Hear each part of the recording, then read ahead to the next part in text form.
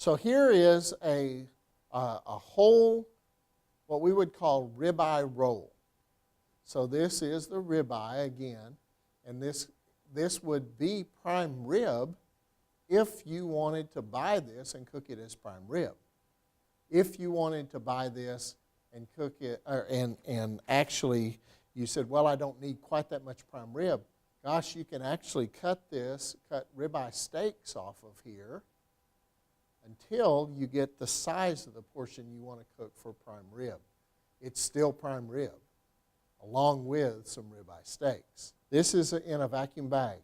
So we want to do the same thing with this as we did with the cuts that we talked about there, from a fresh cut that's overwrapped at the store, that's oxygenated, those kind of things. These need to be handled the same way in terms of get them home, get them in the refrigerator as quickly as possible. You may need to do some work on these after you get them home. These may be actually a little less in terms of price per pound, just because they did come from the packer in this bag. The retailers only had to put them out in the case and offer them for sale. So we've got a different kind of product here. It's the same mussels, but a little different kind of product because it is boneless and it is vacuum packaged, which causes some good things as well as bad. For one, it's a great way to extend the shelf life of this product. So these products can be aged for a number of days in this vacuum bag, and it's called wet aging when we do this. It's wet aging because this is a sealed product that has no oxygen inside the bag to speak of. It's very low in terms of oxygen rate. It's all been pulled out. And so any bacteria that might grow in there that would cause spoilage really can't grow because they need air to grow.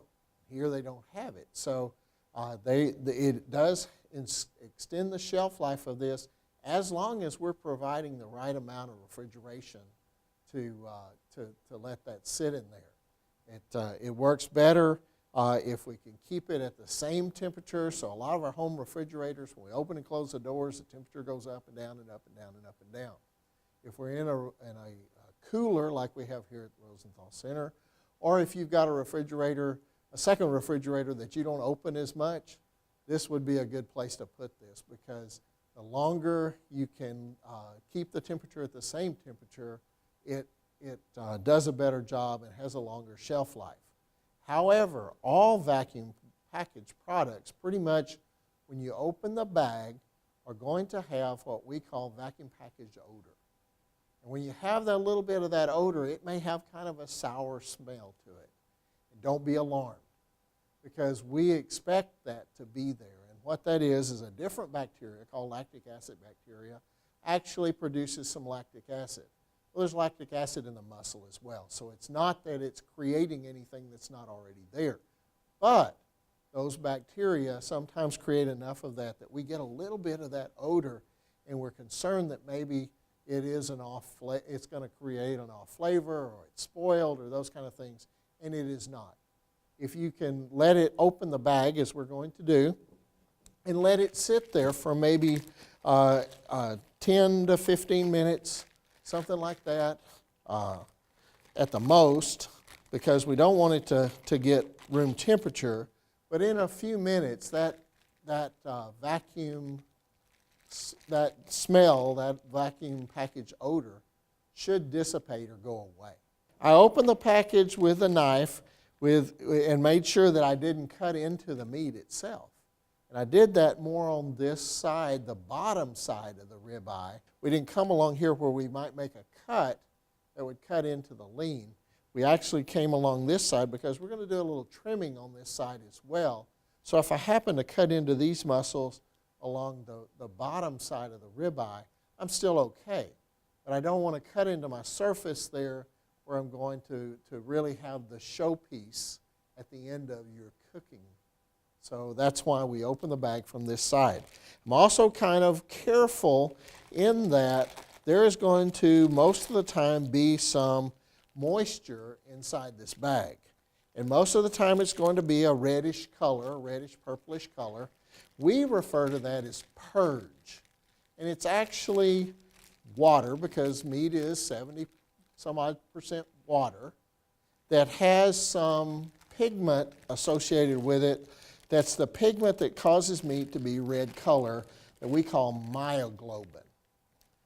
Now, there are people that will say, oh my gosh, it's red. It's got to be, it has blood in there. And it's really, truly not blood as much as it is myoglobin, the pigment that really causes meat to be red in color. So we pull that out, any of that moisture, and some of them will have more than this. This one has a little bit.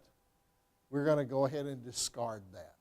Don't try to use it, incorporate it into anything or anything like that. Go ahead and just throw it away. We look at the whole ribeye.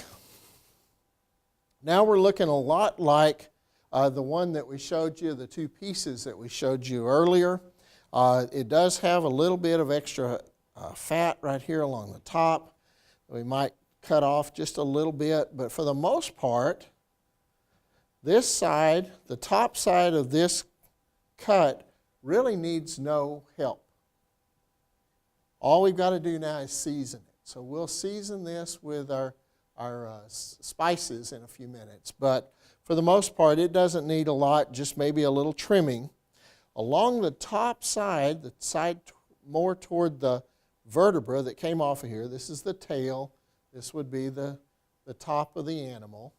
Top of the vertebra came off of this cut right here. There they are on the whole primal rib. And sometimes there's a little bit of what we refer to as bone skin, or periosteum is the actual name of that are along that where those spinous processes were. If I was going to make this where I had the best eating experience I could have, I would come in here with a knife, go ahead and remove those pieces of that bone skin or periosteum, just to be sure that my guest had the best eating experience that they could have. It's not going to be very deep, so all we're trying to do is just skim the surface of the ribeye because it's tough. And as it dries out during cooking, it will be even tougher. Okay, so we would do that. Because most of the ribs were removed off of this cut, if you notice, here's one with the ribs on. Here's one where the rib bones have been removed, but a lot of this on the in between the ribs, the muscles that were in between the ribs were left on this rib, and that's kind of common in the way these are packaged. And so what I'm going to do is remove those. A lot of times we'll call that rib finger meat or intercostal muscles. They're not nearly as tender as is the ribeye that lays underneath. So as long as I'm keeping that all flush with the surface, all I'm cutting is those rib fingers. I think the biggest thing I would do with the rib fingers, and maybe a portion of the tail will take off, I think that makes a really, you could use that in stock, in soup, in stews, anything along those lines that you're going to do some kind of high moisture cooking. Okay? Now the tail on this we discussed could be up to 2 inches long. This one's really not quite that long, but we might want to cut it down to about 1 inch or so just to clean this up just a little bit. So what we did is I just looked at the end of the ribeye muscle and measured about 1 inch from that. And on the other side, the same thing, looked at the end of the ribeye muscle, came out about 1 inch to make that cut. And then just cut all the way to the table. So there is some lean portion that was salvageable on this. On the tail portion, if you're going to cut those rib fingers off, this works really well to go right along with that. If it's cold weather here, if it's a Christmas prime rib you're making, this might work really well for a stew a little later or even before. This now becomes, and when we do that, we maybe actually have a little bit of a shelf of fat there. Just trim that down just a little bit, kind of bevel it down or angle it down just a little bit. But now we have a whole ribeye roll that we could cook as a whole prime rib that I would guess would feed somewhere between 16 and 20 people according to the size of the portions that you wanted to give out and the size of the portions that people were wanting to do. I usually estimate somewhere 16, 17 people per ribeye roll. But it's ready to now be seasoned. And again, like we said before, I think the whole thing about when we talk about seasoning is go ahead and season this pretty liberally. You don't have to just sprinkle salt and pepper. You can actually rub this pretty have it pretty well covered because again, we're only seasoning the outside.